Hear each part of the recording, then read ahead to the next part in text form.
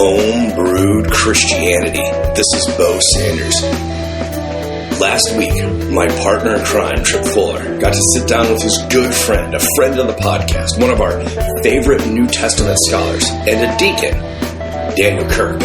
He is New Testament professor at Fuller Seminary, the northern extension up in the Bay Area of California. And I think that you will enjoy this conversation. They sit down at the brewery. Daniel was down here for an engagement and got to sit down with Tripp, and he came with an agenda, I'll be honest. He took some inspiration, I think, from when Rob Bell hijacked the podcast, and he came with some questions. So this is a lively exchange between two friends, and you will hear their banter and them really enjoying each other's company. I will warn you ahead of time, these two academics use lots of big words, and I should also mention that there's a bad word in the middle. I would have taken it out, except that it actually plays a role in their conversation about the PG nature of these conversations, so I left it in. Please come to homebrewedchristianity.com. Use the speak pipe to give us some feedback, ask some questions, let us know your thoughts. We are working on some upcoming live events that we're very excited about, so check in often. We also have some other podcasts, the Culture Cast, Unfolded, a narrative podcast, the Theology Nerd Throwdown, if you like this sort of thing.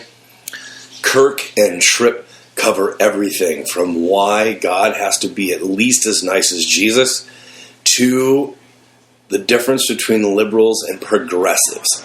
And can one be a progressive evangelical? So, without further ado, here is the lively conversation between Kirk, who, by the way, is the author of a really good book called Jesus Have I Loved But Paul? ? And you know how much we love book titles that have question marks.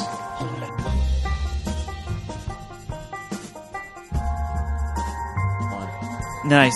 All right. So what we need to know is... we have to do an introduction. Oh, introduction.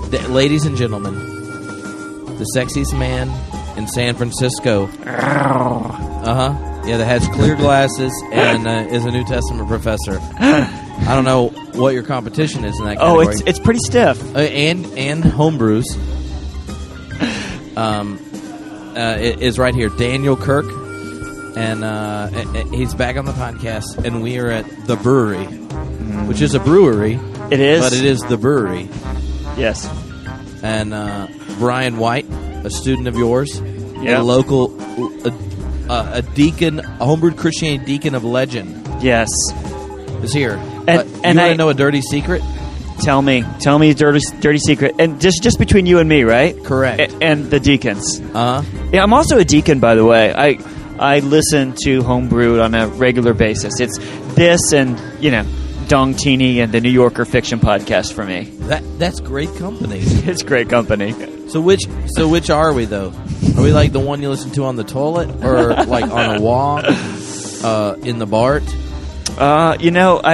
When I'm drop the kids off, not at the pool, but at school.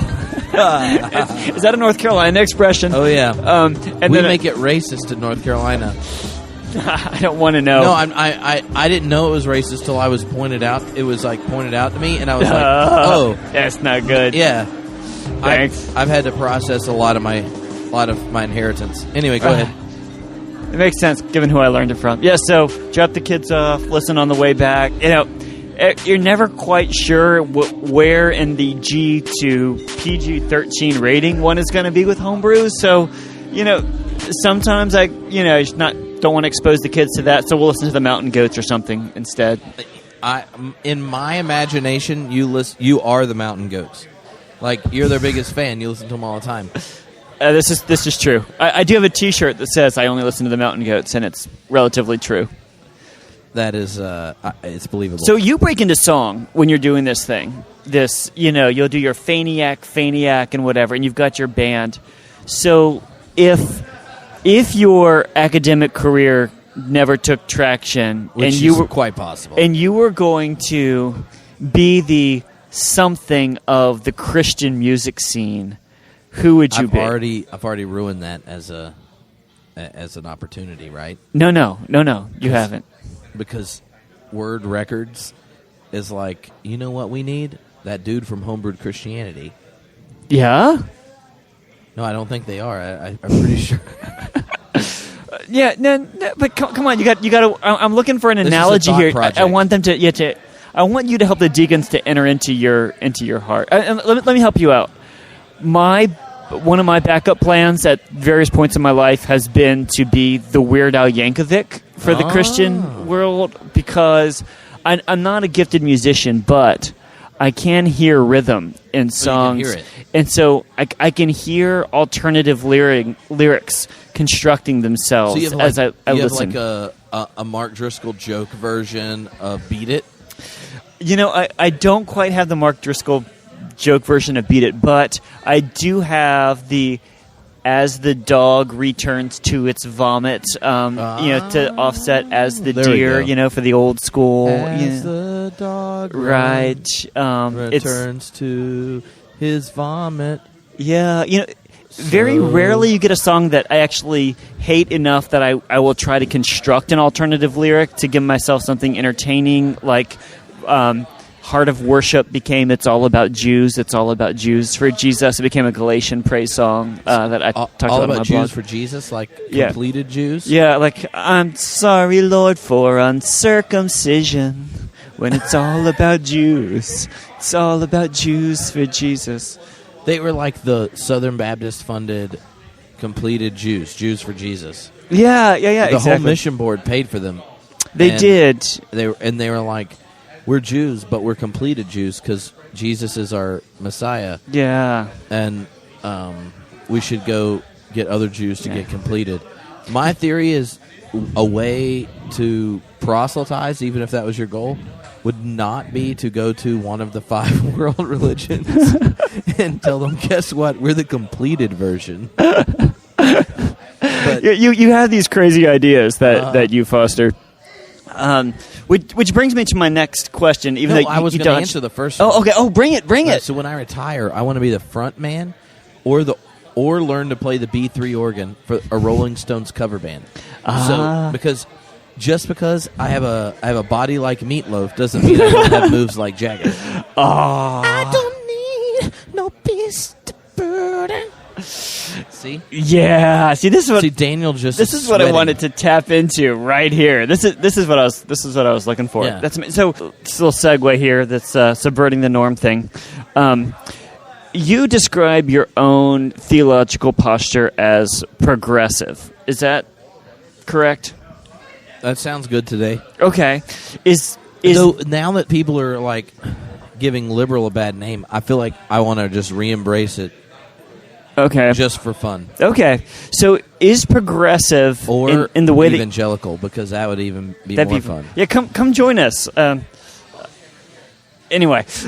Later in this interview, I want to try to convince you I'm still an evangelical, because I've been told that on the internet. Okay. And you can put me through the ringer. Like, could I get employed at Fuller Theological Seminary?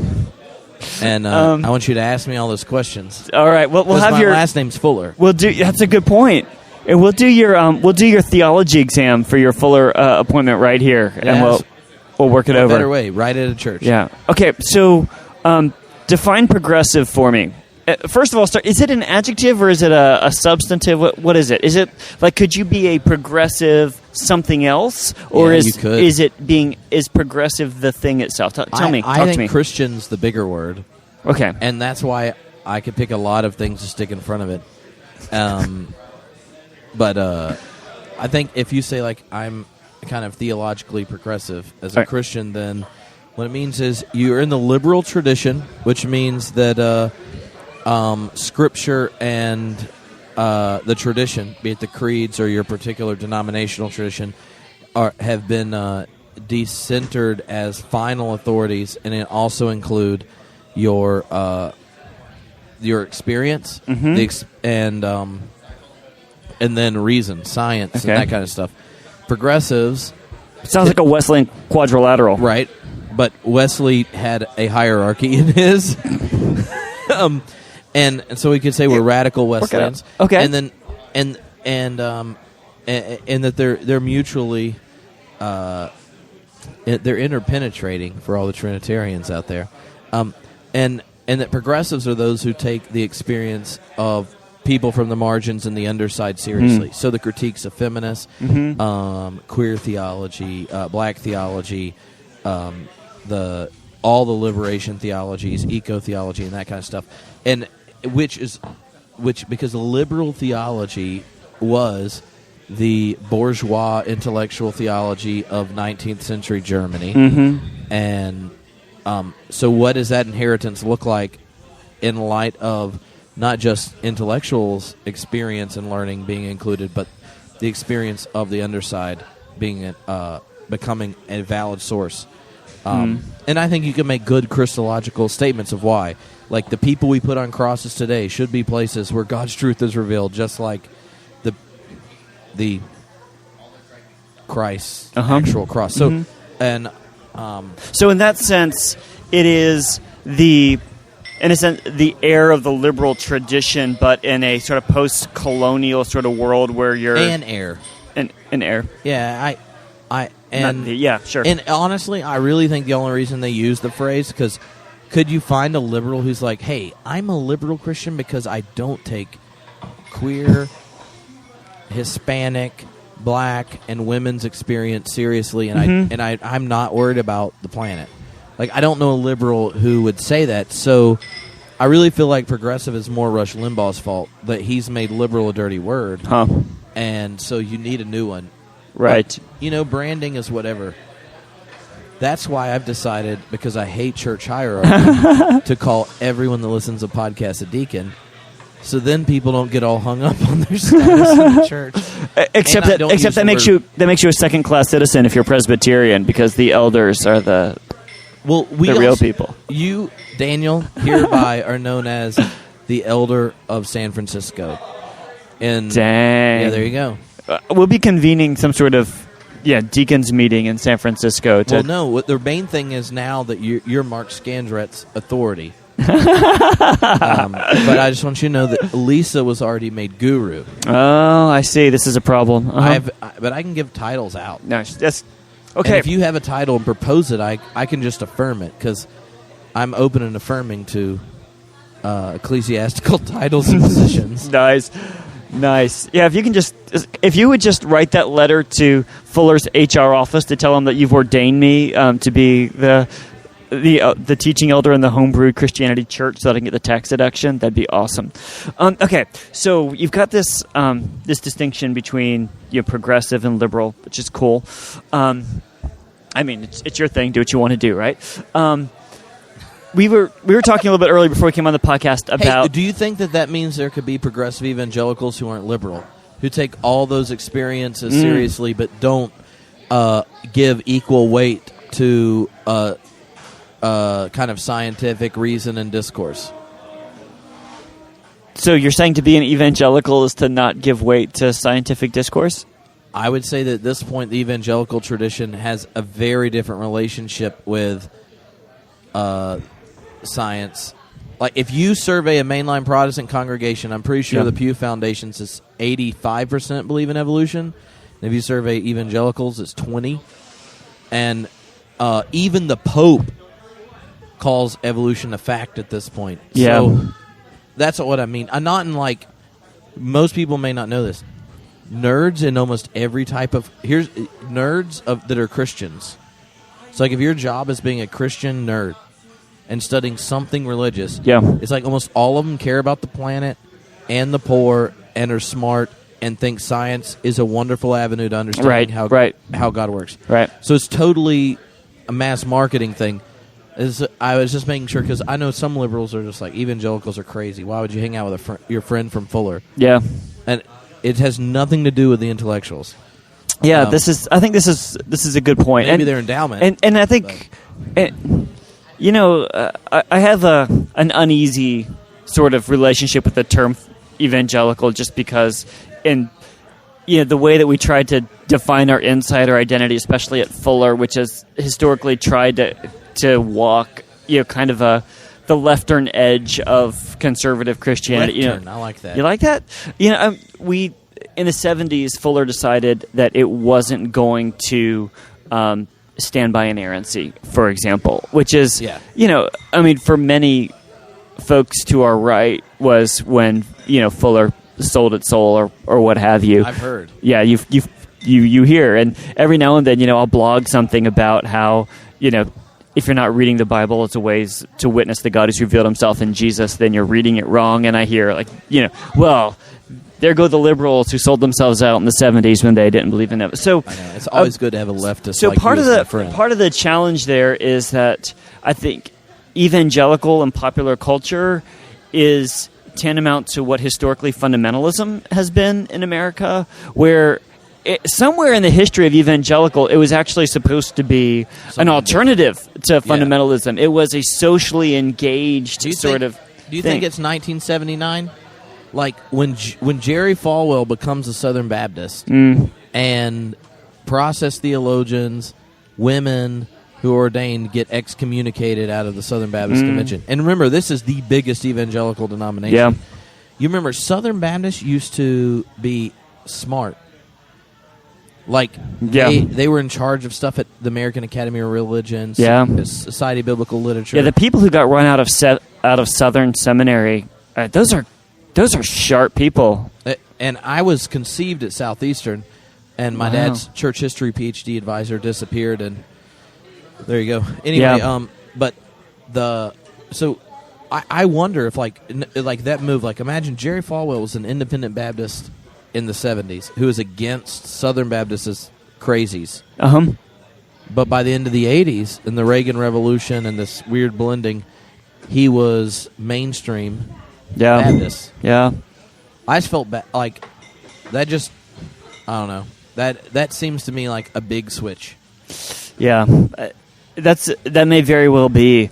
Somebody asked me once recently if I considered myself progressive, and What were they asking you? I'm not exactly sure, but I think I felt a little uneasy saying yes, and I think because I think as I've been exposed to like hearing you talk about being progressive on the podcast and the like, and Bo and whatever, and you're hearing that conversation unfold. I think the sense that it's the air of liberalism is like there's something about the character of it, whereas. When I read, John Franke has this theology book called The Character of Theology, and I think he calls it a post-conservative evangelical approach. And I think it was Roger Olson that invented that post-conservative evangelical term. But when I read that... Both of them have been on the podcast. So good people. Go find it, right? They're not part of the J.R.D. Kirk franchise of Twitter handle, blog, Facebook page, but whatever. Roger Olson could have... like a couple days he spends with you to explain how to blog, because he blogs a lot. Yeah, and they're all about 3,000 words too long. Yeah, we'll talk about that later. But it was a compliment to the content, not the form. Form content distinctions. Yeah, these are things. These are important things, actually. Somebody asked when I read Franke's book. What it helped me see was that, in a sense, there are these parallel tracks that liberalism and evangelicalism are on, and what Franke was describing as he was situating post-conservative evangelicalism in conversation with post-liberalism. And I went to Duke for my PhD, and the question that haunted me the whole time was, how come I feel more at home with the theology of my advisor, Richard Hayes? I didn't do Hauerwas. I wasn't in theology. Praise the Lord. There you go. But I was like, when I'm reading Richard Hayes, I feel like this is what my evangelical seminary professors prepared me to think and how to act, but that there's sort of a parallel inheritance, maybe as we've responded to the cultural developments in parallel ways. So, like, where I might want to say, yeah, I'm a progressive evangelical, but part of the reason I asked you the question about what does progressive mean is I'm just trying to figure out if that word has enough elasticity to embrace a different heritage. I mean, I think so. Honestly, like, if it wasn't for the decision right before I had a kid to just not go to a church where you didn't care for the poor like gay people and Yeah. the planet, I imagine that I could be at home at a more progressive or post-evangelical or whatever that is church. Like, I still read the Bible and pray every day. Glory. And sometimes in quiet times, I play worship songs by myself. So, and I don't know mainline Protestants, Friends, I think liberals. that Tripp just came out of the closet as an evangelical pietist. Okay, I am very much a pietist. All right. But I also cry at the end of Cars. Because without our friends, it's just an empty cup, man. And I'm just like, yes, that's why Jesus had disciples. See, since it was a Bible reference, that doubles down on why I'm an evangelical. Because to understand the affection at the end of Cars, I'm like, yes, Elgin, that's why Jesus had disciples. Nice. The mission of God requires a community. Nice. Anyway, Okay, but just so like, I wonder if the difference between a lot. Jeff Holsclaw has this whole series he's working on blogs, and he keeps tagging me, and I read them, and here's what I think when I read them. I go, hey, if I was in the South and worked at a Baptist church, like a moderate Baptist church, these would be great. And I chose not to be worried about that anymore. I just have no, and I don't think it has a lot to do with the leaders' piety or even maybe their conclusions. The number of people who, off the record, basically will agree with me on all kinds of stuff, on the record are trying to belong to a community. Yeah. And I totally can affirm, like you and I were present for a friend of ours saying off the record, I think this, I don't want you to tell anyone, and I want to do this all on my own time. I'm like, that's fine. But now that I have a kid, I didn't want to do it.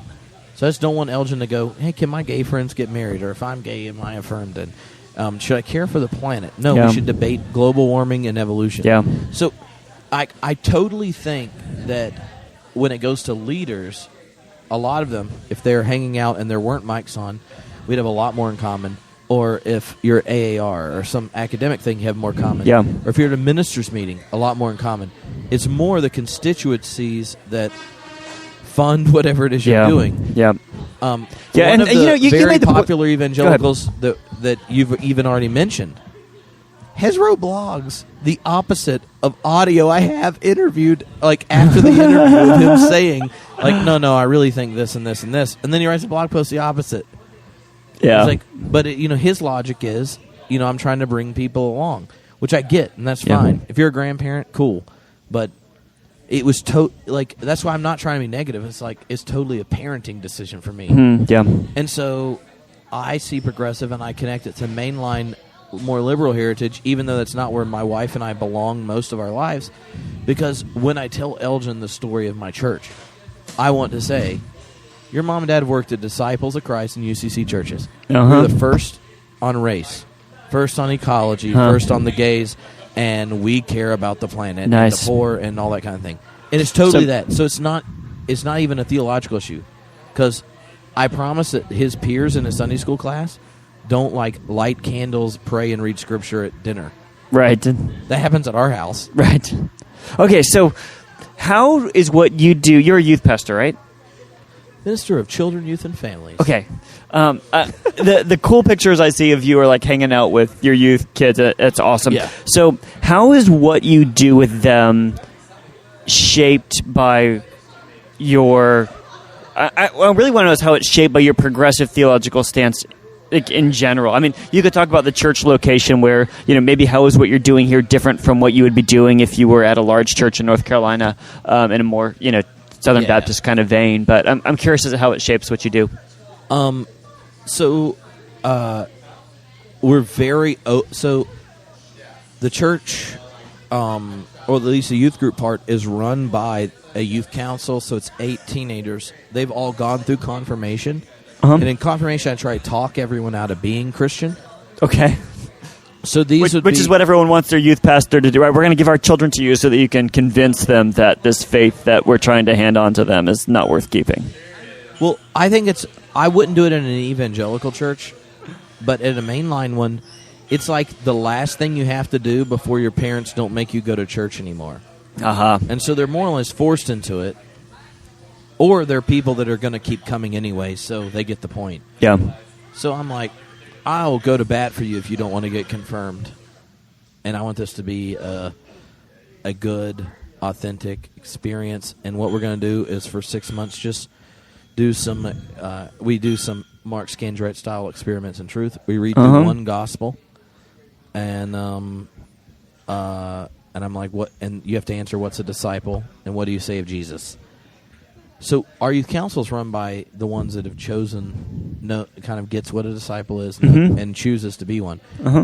Now, other than that, though, the youth group is, other than those, probably half would be comfortable being Christian. But they're all there. And our goal as leaders is we're providing a place where the story we believe and affirm is experienced, but not just told, but experienced in the content of the community. So, I mean, I think that's one way, and like we make it a safe place for them to ask questions and doubt and stuff. Yeah. The other is, like, I've worked at a lot of churches, and even if I said it was wrong, and you're like picking on someone like a teenager will, be like, oh, that's gay. You don't get away with that. That's like a cardinal sin, to use any type of person and put it down. The others is we have a whole like science literacy thing we do.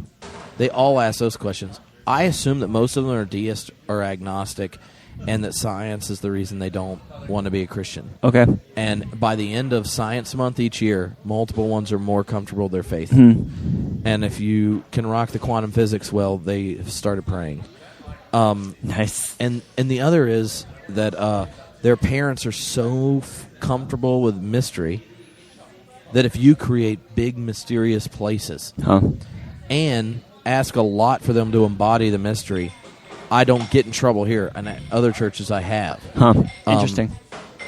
But it doesn't sound like any, like, as somebody who doesn't belong to a big church and deal with those politics, it doesn't sound like anything you're talking about would be inherently problematic with evangelicals, except that the actual culture. None of them believe in the virgin birth, like those kind of things. Okay. Where they're like, the virgin birth is weird. I'm like, yeah, I haven't ever believed in that. But I didn't, because my dad told me, well, the authors knew that didn't happen. That's not the point. So, from early on, that was me, and I was like, and so it's like, no, this is wonderful political theology. Y'all should really learn to love a myth. And so, actually, one of the first things we do every year is okay, that's helpful. That's good. Give me something where you actually could not be at an evangelical church at this virgin birth thing. You're like, whatever. Yeah, okay. I feel, and I'm like, it could happen. I always tell them, Karl Barth said it's important because otherwise, at the resurrection of the dead, Jesus is the same as everyone else. Best argument from Karl Barth. How do you differentiate Jesus from everyone else at the eschaton? Jesus was born of a virgin. I can hear everyone changing their mind right now. All of a sudden, that clincher. But see, this is... Anyway, okay, go ahead. When we do world religions, when we learn about them, that week we do a practice of the religion. Ooh. Okay, but I mean, we write a lot of our own worship songs, but we still sing them. Yeah. Because we don't do penal substitutionary atonement. I was going to ask, what does the cross do in your world? So at youth group, I was like, Jesus died because of our sin, not for our sin. Okay. We definitely do the faithfulness of Jesus, not faith in Jesus. Cherry picking from the post-liberals when it's convenient. I see. Well, Albert Rischel did it first.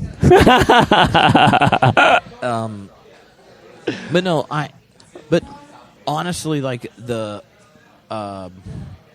when you're in Southern California's youth minister, the obligatory religious stance are very conservative evangelicals who are reacting to a more liberal culture.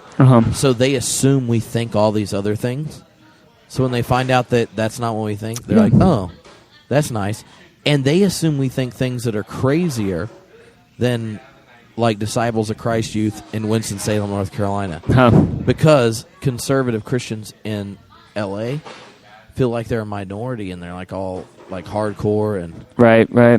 one of them went with their friend on a youth camp, one of our youth, and came back and was like, he's like, dude, it was a church camp, but I mean there's a whole sermon on like how bad gay people are, and then there's one there they drew a chart out about the end of the world and something about Jews.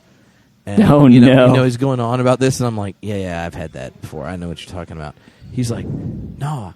When we were in small group, I was just like, look, at our youth group, we have a rule. God has to at least be as nice as Jesus.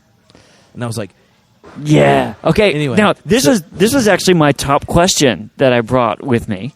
Was that I've heard this from you before, and I want to know how nice your Jesus is and where this Jesus comes from. Because let me frame it a little bit for you. A snarky dismissal, really seriously. Well, all right, go for it. Because you do this repeatedly. You want to know the reason why? Well, no, I don't. Okay, yeah, I do. Give me a second. All right, go ahead. I've got to. Let me just opened his iPad, so there's ammo here. I'm ready.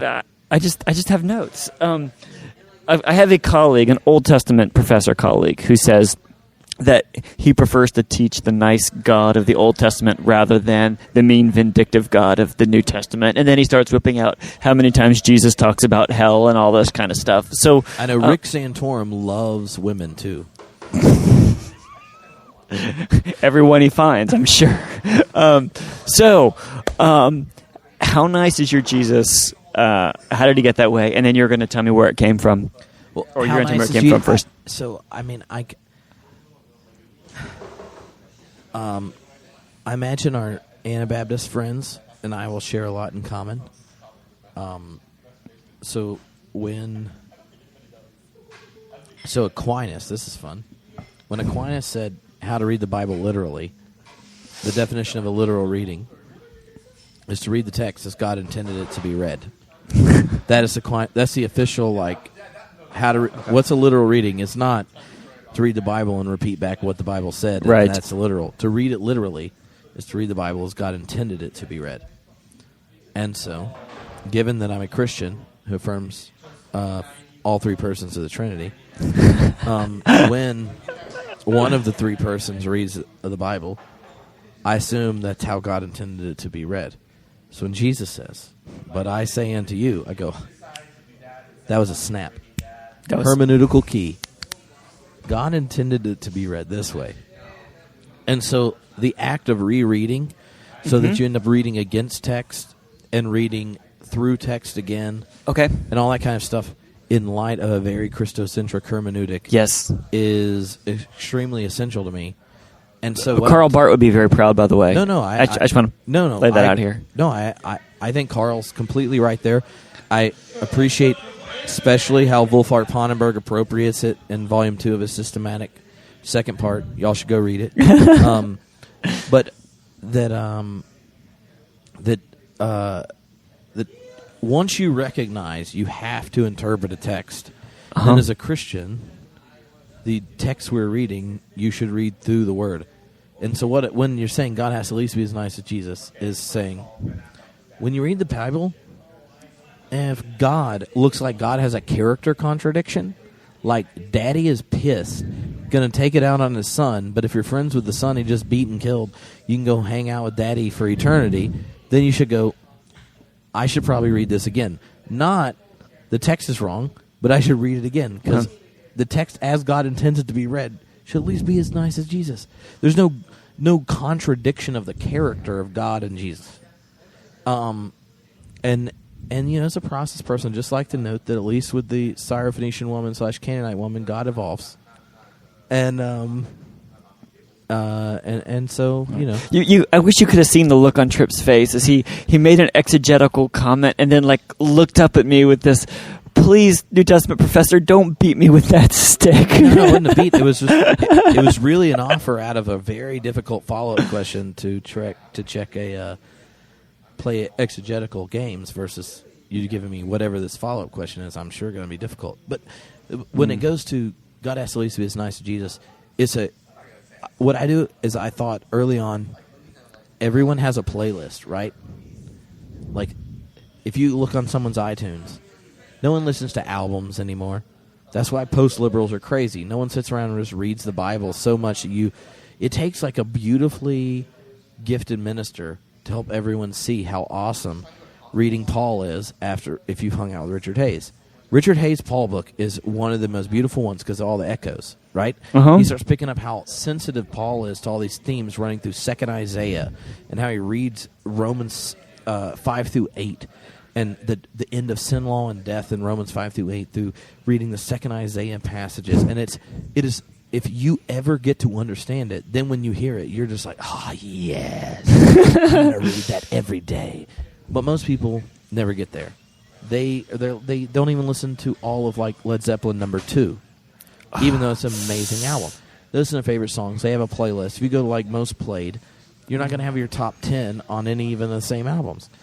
And so if we're really running around rocking playlist all the time, then my thought is, as a minister, I'm going to pick things I repeat all the time. So if you start to think religiously or spiritually or Jesus-y or whatever, you're going to repeat a playlist. And each year, our youth council comes up with our playlist phrases. One of them was, God has to at least be as nice as Jesus. Yeah. Like others were like, God knows your name, knows your face, and cares. No matter where you've been or what you've done. Yeah. You're welcome. Okay. And so it was simply so that when you read a Bible passage, like let's imagine you go to your religion class and you find out that Joshua took out women, children, and animals. Yeah, it's a problem. And you could go, I quit reading this Bible. I'm an atheist now. Dawkins was right. And then in the back of your head, you're like, but God has to at least be as nice as Jesus, so I should read it again. Yeah, but okay. Let's just say for the sake of argument that I agree with everything you've just said. Well, we should end there. We should end there. But then there would be no good argument. Breath to honor it. Okay. All right, since we agree, go ahead. What about the passages where Jesus is a little bit more firm? Which ones? Because I know they're there, but then like if you just talk about Jesus being firm, do you want me to tell you like what I think he's being firm about? What's the purpose of Jesus' firmness? Maybe his stiffness. When he, mischief.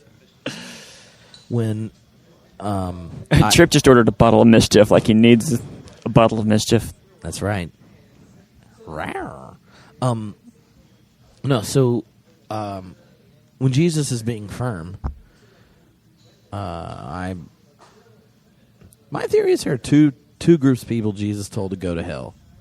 Okay. Religious bigots and people with significant possessions that don't help others. I think that pretty much coheres with most of the Bible when God tells people to go to hell. So like that kind of firmness seems appropriate, and I think that in light of God's very generous eschatological vision, judgment from Jesus or God or any of that kind of thing is actually part of eschatological rehabilitation. Not like if the reason God judges is to purify so that all creation can participate in the divine life. That's like a parent being a good parent, not like God being an asshole. Wait, now you can't listen to it with your kids. It's not like God's being a poop head. See, now they giggled. Mr. Tripp said poop head. Papa, did you hear him? He said poop head. Yeah. God should never be a poop head, and Jesus should be as nice as God. As nice as God. Resolved. Let Jesus always be as nice as God.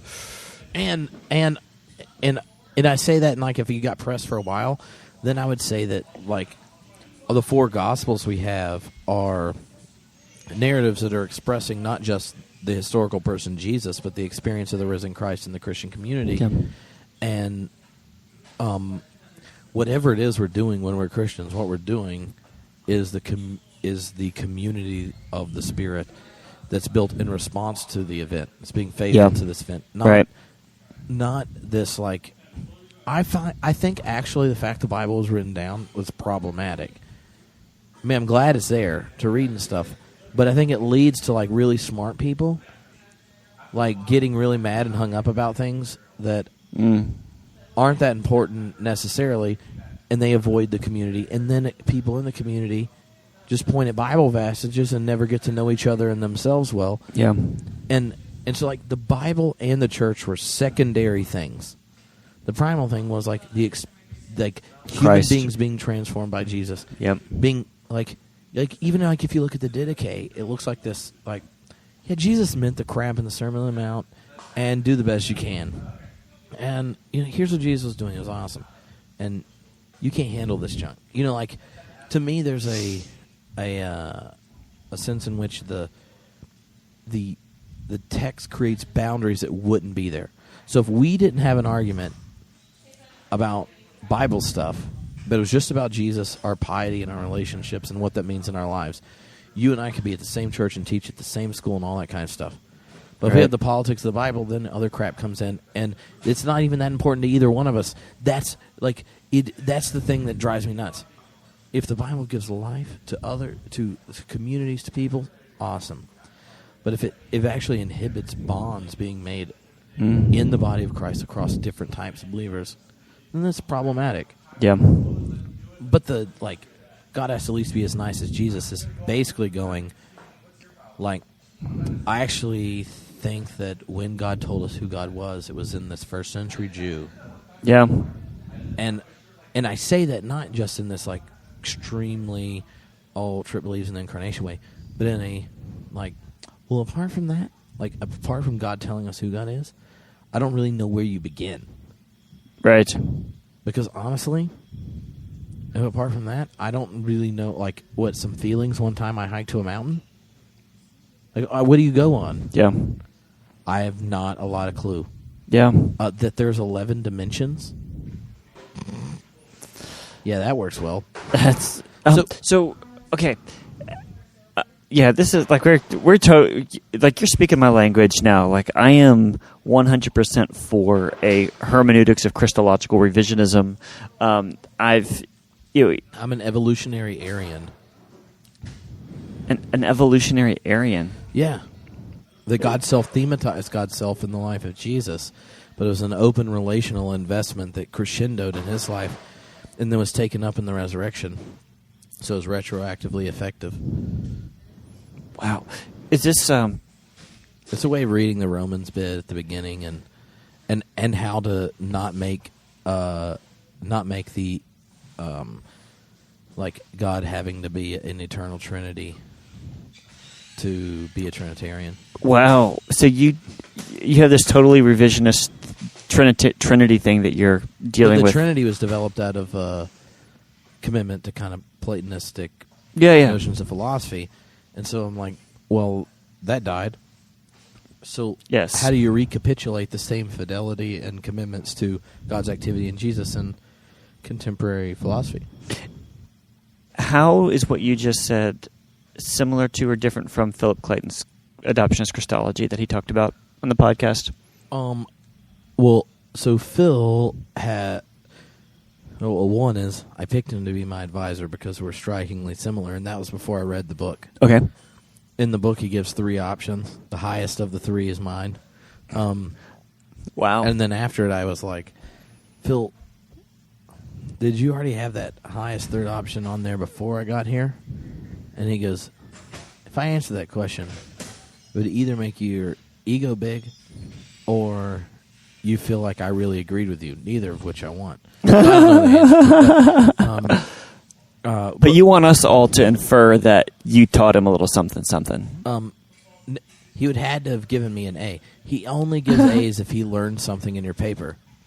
Wow. Something he hadn't thought of, and I only got A minuses. Now, he gives the lowest grades of anyone at the school, so... You got A minuses, dude. Good job. Okay, so... Anyway, but for me, if you're not the Trinity existed before God decided to create, and becoming is primary, not being, and that kind of thing, then that God is the God who chooses to invest God's self in the world. Then what possibilities are being created in a moment of self-investment? And then how does God harvest that self-investment for more deep investment? Now imagine Abraham's a self-investment. The people of Abraham's one. David intensifies it. The prophet intensifies the possibilities of investment, such that there's actually a narrative framework, a symbolic kind of collection of symbols. Kind of a post-liberal kind of thing. No. Sorry. Talikian symbols. And a sacred canopy in which faithfulness in this story that you've inherited in a particular way, that one person's faithfulness in it, a story of Israel being faithful and unfaithful and all that kind of stuff, with practices and liturgies and the year and the festivals and all that kind of thing, that with a mommy who preaches revolutionary worship songs when you're in the womb and that kind of thing. That was a Magnificat reference. Yeah. I'm doing it this week for confirmation class. Nice. Luke 1-3. So like if you're that person, and then you're fully faithful, just like God always wanted people to be, and offers it to each of us at each moment. Then, if you're fully faithful with the richness and fullness of that inheritance, as the Didache say, you're the fruit of the vine of Abraham and David. Then, that person is the image of the invisible God. That seems to me to be an extremely high Christology, but doesn't require Jesus to be this weird embodiment of a second person of a Trinity elsewhere. Yeah. But the Trinity, but then the life of Jesus in the resurrection is brought into the very life of God. God thematized God's self in the history of the world, and has in other religious traditions elsewhere. Like, how do you get to talk about others? I have no idea. I can only talk about mine.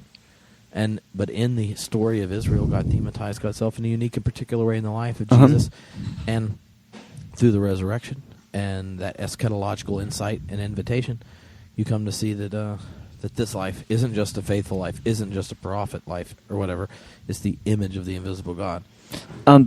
So where does that leave resurrection for the rest of us? What do you mean, where does it leave it?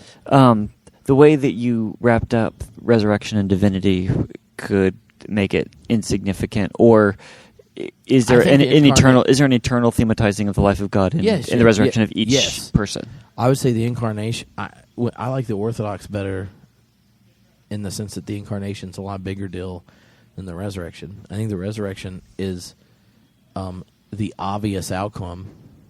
The resurrection, the way it plays out. But how can you even talk about incarnation, though, if you're doing this? If you're doing this sort of thematized, presence of God in this faithful one, kind of adoptionist, retroactive thing. Can you even talk about incarnation then? Through Christ, God comes to claim all of the world as God's own. And the future of Christ is the future of the world. So that God is the world's future. But when it goes to like the function of the resurrection, I honestly I've never really had a whole lot of. So after I left my Marcus Borg phase, like when I was 20, it was because I read Ponnenberg's Jesus, God, and Man, and I honestly think that when I've had like atheist friends or scholars and all that kind of stuff, like if they're being honest, they at least have to E.P. Sanders it. They at least have to go that this huge group of people that created the world's biggest religion, that whole group of people really believe something happened, and that to understand is to talk about it in an apocalyptic eschatological framework of Judaism. I think that's reasonable. My only thing is, like, you do realize you've made that same thematic leap if you go to any religious tradition. Like, there's no, like if you were any religion, you've already assumed, if you practice it, that religion, in a unique and particular way, gives you access to something that you wouldn't have if you weren't practicing it. Yes. So why would we assume as Christians that, like, the teachings of Jesus do that and everything else, just not this one part? To me, it seems really odd. It's like every religious tradition has their, like, there are things that come with it. Why is it that Christians are the only ones that like start getting rid of the cool stuff all the time? I don't understand. Like, the resurrection is one of the most revolutionary statements. It actually means that that humans, their dignity, their freedom and their brokenness are all connected to their origin and their consummation. It means that us as individuals ultimately matter, and us as a community ultimately matters. To me, there's like mysticism becomes a cop-out, not because I'm not contemplative. I mean, I practice contemplative practice, because in that sense, it dissolves the self into the whole, and the whole into the self. Right. A place where resurrection is the act of revelation affirms both the self, the community, the finite world in its fullness, communitarian sense, and the transcendence and possibilities and hope of God.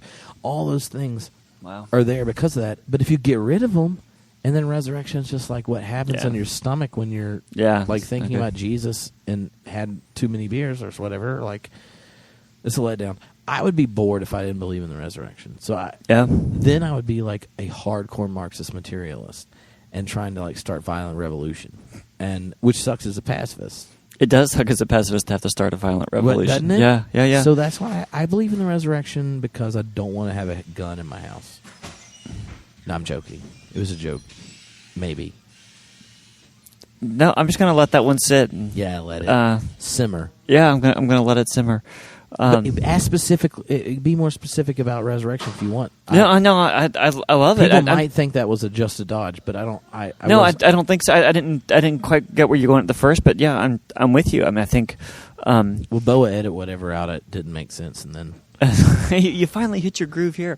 But I mean, I think the whole point of the point of resurrection is to say that what it means that part of the picture of the consummation of the human narrative is that you get to be truly human in everything that means, in every dynamic of embodied existence in the world, in community, and all of that. And it's interesting that, whereas the conservatives, evangelicals, or fundamentalists, I think throughout the 20th century would have held on to belief in resurrection as something that differentiated them from liberalism, that in practice what they both jettisoned it, and like the piety that arose for both of them was sort of an existentialist piety, based on just a slightly different interpretation of what Jesus did. And I agree. I think holding on to resurrection, it allows all these things that we actually care about and know deep in our souls that we should care about to take root and say, yeah, you know what, God cares about that more than you do. If I was talking to my progressive friends, and you know what my nickname is at Claremont? The Bible Beater. The 2-beer Bardian. And we've already had 2, so this may be my conservative side, but so if you're ever trying to talk about the resurrection with progressive people, don't try to talk about historical Jesus stuff, and don't talk about like how nonsensical it is to be a part of a religious tradition that required all of its originators to believe something that no one else does. Here's the trick. You tell them, you're into social justice, right? Yeah. And they're like, yeah. Well, there are way too many people whose lives were a living hell, that apart from their subjectivity, being alive again and experiencing the grace and fullness of life in the divine life, then God's an asshole, and you should not believe in God. You as a privileged white man, Daniel, like you can sit around here and debate, blah, blah, blah, blah, blah, and I believe in God, I just don't know about this or this or this. But if you're a real liberal, and you think God really cares about the downtrodden, poor, and oppressed, then you better tell me that God has a future for a special needs child that was sacrificed by the Mayans. Habby, chew on that one. Auschwitz, blah, blah. You start listing that junk off, and you're like, that's nice. I'm glad your God can't do anything about that. This is really great to believe in him, right? Him. I said it just to piss you off. That's right, you liberal. Because to me, that is like one of those times where all of a sudden you find that this kind of privileged discourse about God and stuff becomes impotent. And regardless of your feelings about the world, God has nothing to do with it. It becomes more just like theological glaze on your political agenda, unless God has a good word to speak for those who've actually had their life snuffed out and actually had their selfhood taken from them. Yeah. At those places, that's when you better say he's risen. He's risen indeed. Oh, testify. Wow. Wow. Yeah. And conversely, I think for people who are living in a world that is defined by that much privilege, the idea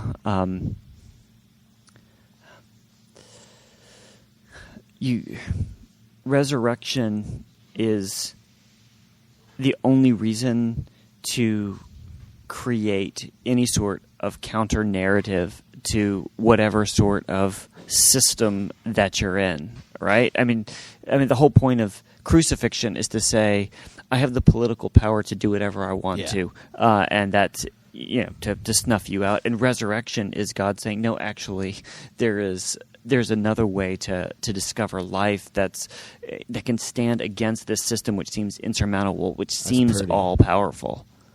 Yeah. So do you think it's like whenever I talk about it, not as a biblical scholar, I always talk about the structure of the as is and the structure of the will be, and that to be a Christian is to be a people of the will be. Yeah. So that whatever the as is structure, be it capitalism, be it the current state of North American church, be it North Carolina legislature. Praise the Lord. Finally, we have people believe in Jesus there. That was sarcastic. That whatever it is, there's always a "let my people go" statement. There's always a "it is finished," a.k.a. you. There's always a all will be made new. Yeah. So the resurrection, in that sense, is not just freeing us from kind of our like every good progressive, like, it means we can move forward. But I think it also says it about ourselves. Like, you and I, we each have our habits, our familiar sins, such to the point that we don't know them and see them. Yeah. And the people around us go, oh, that's just Tripp being Tripp, or Daniel being Daniel. And we also know, like we have our family patterns, and our church, in the church we belong to, patterns, and our cultural patterns, political patterns. We're like this kind of is how it is. And the resurrections looks at whatever the habits of our material reality exist. No, that's kind of how it is now. But then there's the will be. Yeah. And it judges the present on behalf of what is to come. Yeah.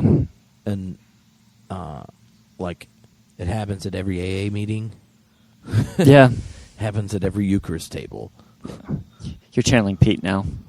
You're channeling Pete Robbins. Pete Robbins. Robbins. I'm going to cut myself off here. Robbins. Okay, you've said all that. So this last week, somebody linked me to a black comedian. I don't know his name. I hadn't seen him before. And he had a couple other comedians on the show, one of whom is an atheist and one of whom is a Christian, and they had this little debate about why they think what they do, about whether or not God exists. And the comedian, the guy who's hosting it, he's an African American guy in this room full of African American people who are watching this thing go down, and he says, I just have to believe in God because atheism is the ultimate expression of white privilege. I've got what I need, and I don't need anybody else to get back into it. I've been dying for somebody to talk to about this, so tell me what you think. That's funny. Well,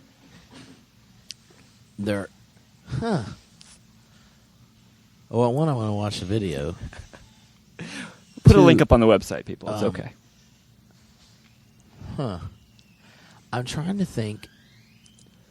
Well, so people would never vocally identify as atheist until after there's a social safety net that right. could be read negatively or positively on behalf of God, right? Like, and if you look at cultures where you don't normally have to worry about your general well-being, like if Maslow's hierarchy of needs disappears, and you feel more in control of your of the I, you're less likely to believe in God. My theory is that theists will be like, of course, and atheists will be like, duh, right? Like, theists will be like, yes, if you're under the mirage that somehow you have control of your life, you're probably less likely to believe in God. It's called the apple.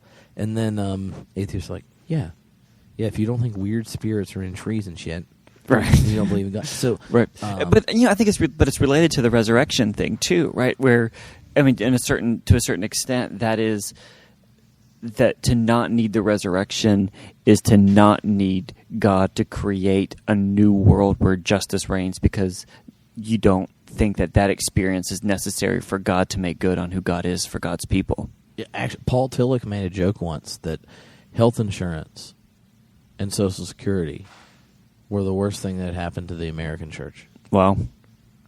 It was half serious, but like he still made the joke. And I was like, that's funny. Yeah. And so maybe that's part of what it is. And I think the other part, though, is that people,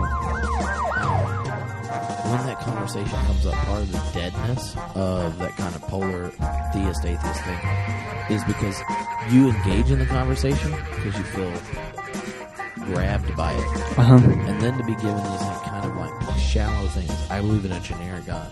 Or I just don't believe in any of them. Those answers aren't worth the question.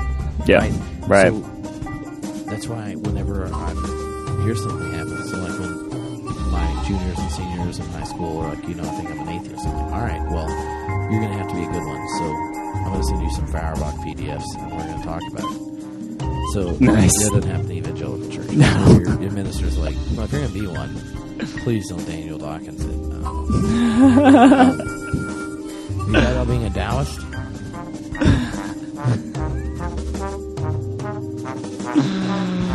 But anyway, yeah. So I think a lot of it is that debate's just really.